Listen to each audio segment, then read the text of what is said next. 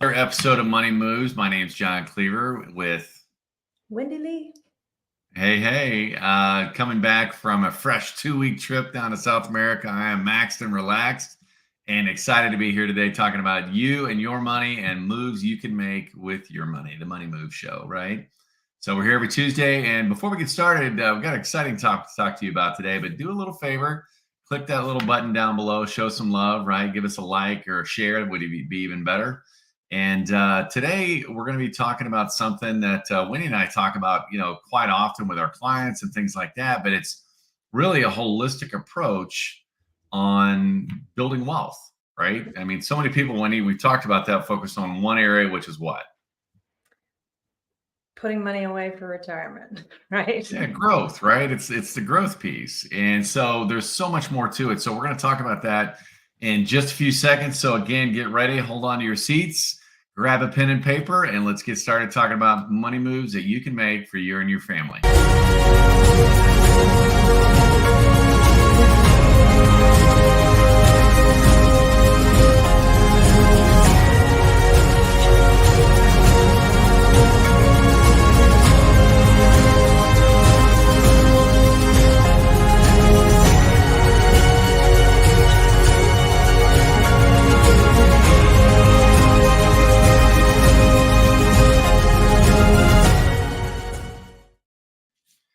So we're back. So let's talk about it. Wendy, I know you've had conversations with financial people in the past. Yep. And you've obviously seen what we do with the Turning Point Group. That's our parent company, right? Black Swan Money is the educational side. But I mean, what's the big difference you see between that traditional, I'll use air quotes, right? Advisor practice or strategy as opposed to what you should be doing if you want to build true wealth?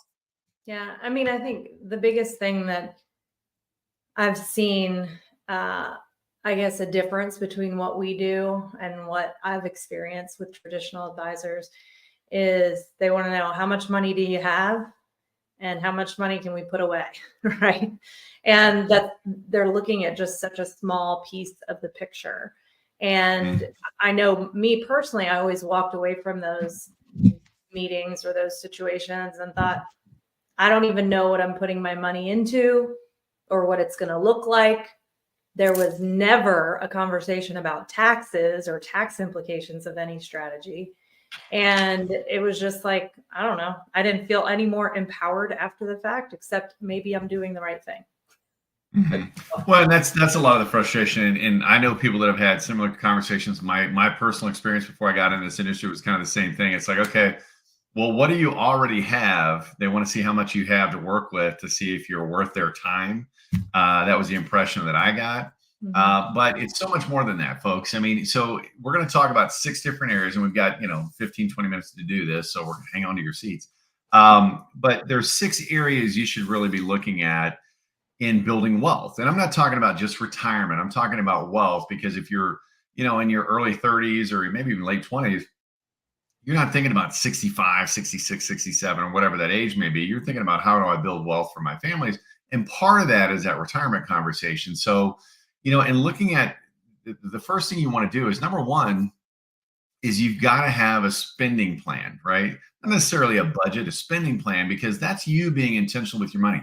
You're working your butt off, creating an income for you and your families. And middle class, we know how to do that. We know how to go out and hustle, bringing in, stacking the Benjamins, bringing in the money, whatever you want to call it, making that paper rain. But the point is, that's great if you make it and have the ability to do that. But if you don't know what you're doing with it and you're just throwing money at the problem, that's what the government does. That does not work, right? And most of you that are doing that approach are probably realizing it's not really working, or at least it's not working as well as it could or it should be working for you. That was my challenge, making money, but I'm stacking it, but I don't seem to be doing it right, because I wasn't being intentional with every single dollar that came in the door. Yeah. That's what a spending plan is all about, right? And so looking at that, kind of, having kids, you tell your kids what to do, you need to tell your money what to do, right? And a spending plan is not like a traditional budget where you keep track of what you've spent. That's water under the bridge, right? That's looking backwards, right? Well, it's already been spent. I keep track of, well, we'll try to do better this month. That's not you being intentional, which I think in when you get this, it's a big difference, right? Between a spending plan and a traditional budget. Yeah. Yeah. Being intentional, telling your money what to do. And in that, you know, we tell people, which this gets into the other part that we'll talk about, but paying yourself first, making that a part of your spending plan is how you're saving for your future self as well. And a lot of times people just wait till the end to see if there's anything left over to do that instead of making it intentional from the start. Yeah. Yeah. And I love that you brought that up, that paying yourself first, folks. What she means is, you look at what's going on in your life financially. The most important person, the person who should get paid first is you, Yeah. your future self, right? You want to stack cash out, and you should be saving approximately 20% of your income. That 10%, if you're in your late 20s, mid 20s, and you're starting out, 10% works. Okay. But as you make more money, as you get older, you should be putting more money away, upwards of 20, 25% of your income. Okay. It's called math. All right. That's what you need, not 10% when you're in your 40s or whatever. Yeah, you're going to be making more of an income, but is it a bigger jump? And so that's going to really help you stack true wealth. So number one is a spending plan. Number two, we all have rainy days. We all have situations in life that happens, right? You need an emergency fund. Right. Don't plan on running to your credit card every time to fix an emergency. Car breaks down, AC goes out, or whatever the case may be. You need to have that emergency fund set aside for the rainy day. The things that happen that are going to happen, and kind of have your own insurance, if you will, against those life issues that happen. And the number is, ideally you want to start with $1,000. That's going to cover probably 50-60% of your things that come up. Brakes go out, you need to fly, to a family emergency or something like that. That way you're not running to your credit card and racking that up. Because I don't know about you, Wendy, I've tried to use that credit card in the past, and it always seemed that there was always another emergency that popped up before I got that first debt paid off. And then it just stacking and stacking. I don't know if you can relate to that or not. Well, when you put those things on a credit card, then you get behind. And then the next month you're like, oh, I tried to pay off the credit card, so I'm behind, and it just winds up being a vicious cycle. So yeah, I get that. Yeah, exactly. And so exactly. So that's where that spending plan. Now, ideally, you want to start off with $1,000, and you want to have about 3 months of expenses stacked away. Okay. Some people say 3 to 6 months, and if that helps you sleep better at night, that's fine. But at least a 3-month cushion. That way, if you have a big situation like a job layoff or loss of income, or maybe you have a business or a network marketing business, something like that, and all of a sudden the income goes down, right? You've got time to react, and you can pivot rather than panic, right? And so ideally, have that emergency fund, get to $1,000. Your next step is get to 3 months. If you want to take the 6 months, don't go beyond 6 months. That's just getting a bad return on your money. You want your money working for yourself. So that's number two. Number three is debt. If you've got it, get rid of it. Okay. Get rid of it. I'm not a big fan. I know a lot of people do consolidation loans, and I've seen that where too many times people go out, they'll get a consolidation loan, or they'll roll 2 or 3 credit cards into one. Well, it's 0 interest. Yeah, but you still had to pay a 3 or 5% transfer fee, so it's not free. Right. And you don't get it paid off in time. Then they hit you with all the interest too. So I've seen that time and time again. Or you get that consolidation loan. You didn't learn the lesson. You didn't have the pain. Yeah. And so you end up running that debt right back up. And now you also have the consolidation loan and all the debts back. So now you've got you're in a worse situation than you were. That's why I like the debt snowball. Right. I'm a big fan of that. We talk about it with clients all the time. And that's where you just take all your debts, stack them smallest to tallest, stop using them on the balance wise, smallest to tallest, and then the minimum payments plus an extra $50, $100, $200, whatever you can afford. And it takes some time. And there's some great tools out there. If you need help with that, we can help you out too. But number 3 is to get that debt paid off. I don't know. I've shared my story a couple of times. I'm not proud of it. I had $60,000 in debt at one point outside of my house. But I got that all paid off in 3.5 years using the snowball method. So yeah. Yep. No, it works. And we see all the time. I don't know. I say I grew up in Dave Ramsey country, and you hear about that snowball at church and everywhere.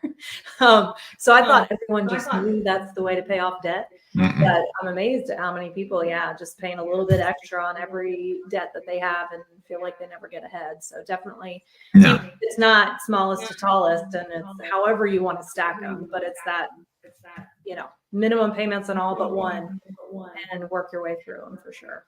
Well, the reason I like the stacking the balances smallest to tallest, rather than any way you want it, is because it gives you that little endorphin rush, right? If you've only got $300 on a credit card and you got that paid off in month 2 or 3, and then all of a sudden you feel good about it, and it's like it gets you charged for the next card and the next card and the next card. So I think that's a key element. But if you want to stack them however you want to, that's as long as you're getting it done. The key is to get out of debt, right? But you'll have a faster ability to get it done doing the traditional debt snowball, stack the balances smallest to tallest, make minimum payments like Wendy was saying on every one of them, add the extra money to the smallest with the minimum payment, and then you roll that into the next one with the minimum payment. So it kind of just, you're paying the same amount every month, but you'll be amazed at how fast it eats that debt up. And then number 4, this is the 4th item on the list, not first, but 4th. This is the growth piece. This is where you're looking to grow your money. Okay. And so you talk about growth. Well, I put my money in my 401k. Well, you got to look at a whole bunch of different aspects, right? One of the things you want to be cautious of, Warren Buffett said it best, rule number 1 about building wealth, don't lose your money. Rule number 2 about building wealth, see rule number 1. So when you get those market fluctuations, and I know traditional advisors will tell you, don't worry about it. You'll get your money back when the market goes down. And traditionally the market goes upwards, but every time you have one of those downs, right, you don't lose just the money, you lose the time. Okay. And what do I mean by that? Well, 2008, don't worry, you'll get your money back. And you did. Probably around 2012, 2013, you were made whole again, but you'll never get that 4 or 5 years back where you should have been growing. Getting money, lost money back is not growth. That's just getting the lost money back. So you're being made whole again. That's not real growth, right? And so looking at strategies like protected asset classes where I can get market returns, never worry about a market loss. Those are key aspects of how you can grow your money, right? And you want to be diversified, not only in your strategies that you're doing, not only in your portfolio, but really looking at how do I diversify, where I'm growing my money. And then also shifting into number 5, which is the protection piece. How do I protect that money? Not only from market loss, like I just mentioned, but something Wendy mentioned earlier, which was taxes, right, Wendy? Yeah. That's been the biggest, eye-opening thing for me to learn was, looking at taxes. And we were reading a book in book club last week and talking about, Elvis Presley's estate was $10 million when he died. His family got 3 because of taxes. And, looking at retirement, I just watched a video on Instagram about this guy saying a 401k, you're going into business with the government and they're the general partner and you're the limited partner, right? Like they get to change the rate on you anytime they want and you just have to roll with it. Well, and that's the thing. I mean, you look at most people, what do most people put their money in when it comes to building wealth or for building retirement? They put it in what's called pre-tax, right? Meaning you put the money in before you get taxed. Okay, so let's kind of think that through. So I'm not paying taxes today, but I do have to pay taxes down the road. Okay, I'm earning an income today. Down the road, I'm not going to be earning an income.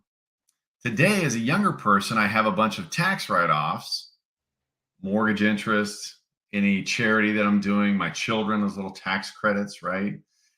Things like that. Well, down the road, when I go to pull that money out in retirement, I don't have any of those. My kids are out of the house. Well, they may not be out of the house, but you're not writing them off anymore, right? You don't typically donate to charity. You donate your time, which is not tax deductible. Your mortgage is paid off or paid down significantly, so you don't have any mortgage interest there. And you're not putting in your 401k anymore, so you don't get that little deduction either. So you're left with a standard deduction. And you're no longer working. You're no longer bringing in an income. And the real question, so you've opted to pay it later when you're unemployed. That's retirement. You've lost all your deductions. So you're getting hit full hilt. And here's the real question. Do you think taxes are going to go down or go up between now and the time you actually retire? What do you think, Wendy? I mean, Oh, there's no other I choice. don't, yeah, I don't have a crystal ball, but I'm going to guess they'll go up. So even though you may be pulling out less money, you may actually be paying more in taxes down the road. And that's what Wendy was referencing when, it's like you and I go into business together and we'll start off 50-50, but at some point in the future, I may want to actually have a higher percentage. I'll let you know what that is in the future. Well, who would do that deal? Well, we do every time we opt for pre-tax as employees, right? So that's that tax strategy. You want to diversify that as well. Protect. And not only that, you're building an empire. You want to protect that empire, right? So you look at things like, well, long-term care. Long-term care will eat up wealth quick. And so that great retirement you had, that spouse, may get sick or something like that, and you need to use that money to pay for housing and care costs as opposed to traveling the world. So, long-term care, life insurance, income insurance, things like that to protect all that. So if something does come out of you at left field, you've got a plan in place. So your dreams, your plans for down the road still happen and it's not financially devastated. Because folks, there are no do-overs. You can't go at 60, 65 and say, well, that didn't quite work out. Let's go try it again. You don't get that. You get one shot at this. That's why it's critical that you have a holistic plan and not just, shoot from the hip and say, okay, pew, pew, what are we going to grow, right? What can we grow? That's just like a small portion of it. Lastly, number 6, we've got the legacy piece. Okay. And I know some of you, my kids can fend for themselves. I did. We're not going to get into that discussion. Setting up a legacy for your family, and it's biblical. If you're a Christian, look it up. It's in there. Me personally, I think you should have a legacy plan in place, but simple paperwork can help you avoid probate. And I'm not just talking a will. And there's 3 documents that it's critical for you to have if you've got any kind of assets. And I'm talking about anything like $20, $25, $30,000 or more, and that's your house equity, everything else, 401k. You've got more than that. You need certain documents in place to protect yourself, protect your family, especially if you're the breadwinner, right? Or you're in dual incomes, things like that. These are all things that you need to have in place. And with a little simple planning, sitting down with the right professionals, right? And that's why we talked about a money team. You can set not only your generation, I mean, what would it be like, Wendy, if your great grandkids knew what you did for the family? Most people can't even identify what the name is of their great grandparent. Well, I know my great granddaddy left me, left us $10 million or $1 million or something like that.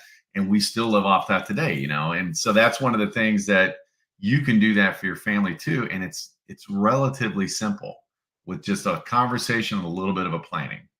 I don't know what else you have to add on that, Wendy.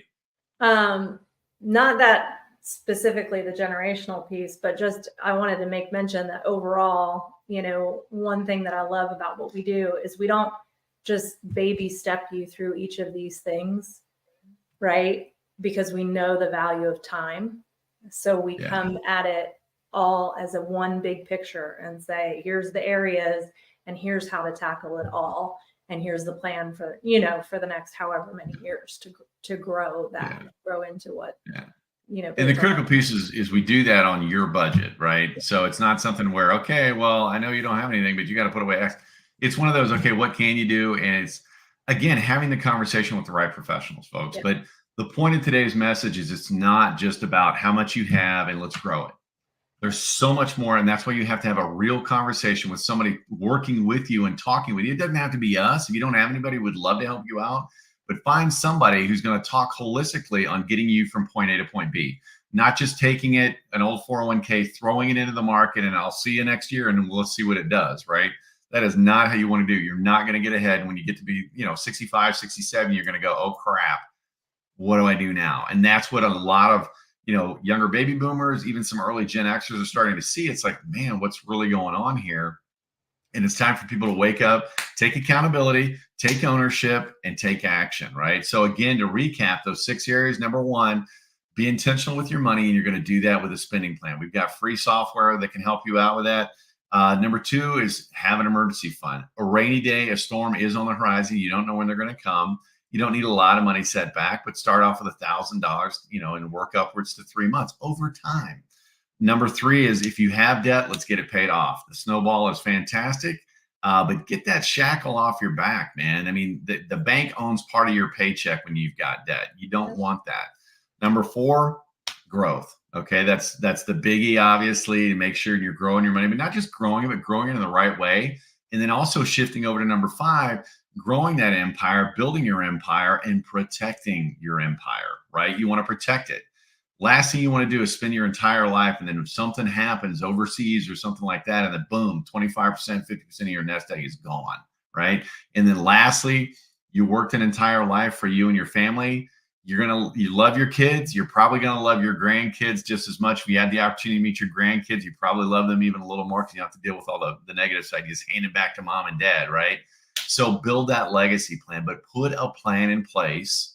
Build a plan and then take action on that plan. And that's going to get you to where you need to be on your next money moves to help your family grow and go. All right, everybody. Thanks, Wendy. Have a great weekend, everybody. And we'll see you next Tuesday. Money Moves. Share this video. Show some love. Help those algorithms.